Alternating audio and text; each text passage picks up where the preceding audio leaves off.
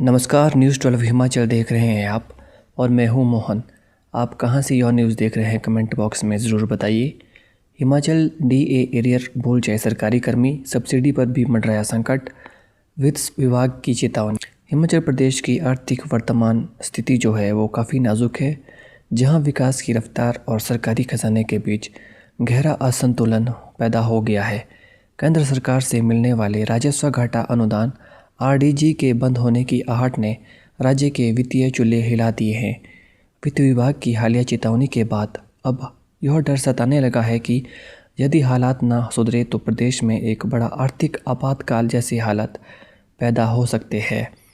वित्त विभाग की प्रस्तुति ने एक ऐसी तस्वीर को उजागर किया है जिसमें आने वाले समय में राज्य सरकार के सामने न सिर्फ विकास कार्य बल्कि कर्मचारियों को समय पर वेतन और पेंशन देने की चुनौती खड़ी हो सकती है। वित्त विभाग के आंतरिक आकलन और 16वें वित्त आयोग की रिपोर्ट पर आधारित प्रस्तुति ने साफ संकेत दिए हैं कि प्रदेश एक गंभीर आर्थिक संकट के दौर में प्रवेश कर चुका है। हिमाचल के लिए केंद्र से मिलने वाला राजस्व घाटा अनुदान रीढ़ की हड्डी के समान था। 16वें वित्त आयोग की रिपोर्ट के अनुसार यदि प्रदेश को राजस्व घाटा अनुदान नहीं मिलता है तो राज्य के वार्षिक बजट का लगभग 12.7% हिस्सा एक झटके में खत्म हो जाएगा। मुख्यमंत्री सुखविंदर सिंह सुक्खू ने स्वयं स्वीकार किया है कि इस कटौती का प्रदेश की आर्थिक और बेहद गहरा और नकारात्मक असर पड़ेगा। वित्त विभाग ने प्रमुख सचिव देवेश कुमार द्वारा दी गई प्रस्तुति ने प्रदेश में खलबली मचा दी है।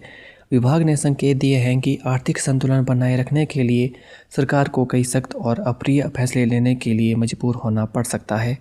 इसमें पिछले 2 साल से रिक्त पड़े सरकारी पदों को पूरी तरह समाप्त करना, राज्य के संस्थानों में कम से कम 30% की छंटनी करना या घाटे में चल रहे संस्थानों को बंद करना शामिल है।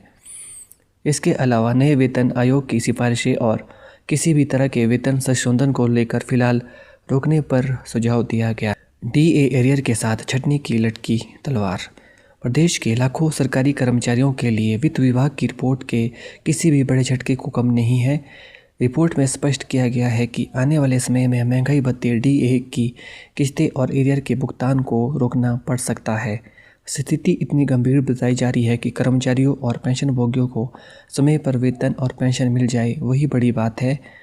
वित्त विभाग के अनुसार यदि राजस्व प्राप्ति के साधन नहीं बढ़े तो वेतन और पेंशन का भुगतान करना भी सरकार के लिए टेढ़ी खीर साबित होने वाली है। आम जनता के लिए सब्सिडी का संकट। आर्थिक संकट की यह तपिश केवल सरकारी दफ्तरों तक सीमित नहीं है, बल्कि इसका सीधा असर आम आदमी की जेब पर भी पड़ेगा। वित्त विभाग ने संकेत दिए हैं कि सरकार द्वारा दी जा रही विभिन्न सब्सिडी को वापस लिया जा सकता है।